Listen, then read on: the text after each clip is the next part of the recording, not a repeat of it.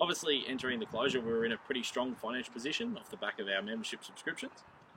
Having no revenue for the past month hasn't been ideal, but at the same time, our general expenses are down for that time being, and the only expenses that we have had are renovations on the club and course.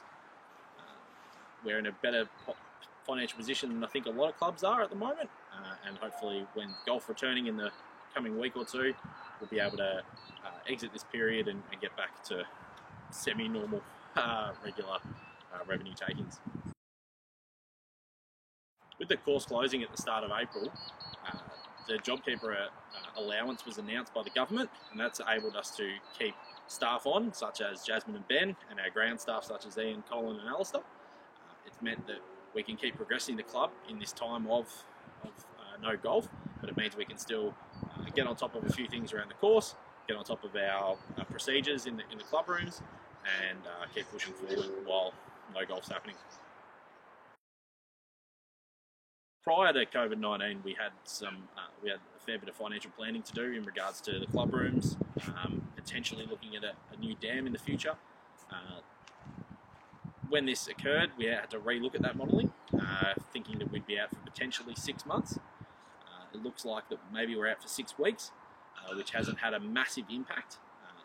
This has still been able to continue with some plans in the club rooms, and it looks like that we'll be able to still continue going forward. We'll still continue to apply for grants and things of that nature, and hopefully that there will be no long-term impact on the club. When we do get back, things won't be quite as they were before. We're looking at potentially things like groups of 2 going forward, but it is in line with government procedures. There'll be things like the clubhouse won't be able to open just yet, even though we will be able to play golf. Going forward, we will need to change a few things around the club. They will be very minor, but at the same time, it's just ensuring that we're pushing forward, keeping safe, and ensuring we can all get out there and play golf. There may be some concerns about how can we afford to keep staff on, how can we afford to continue with clubhouse renovations.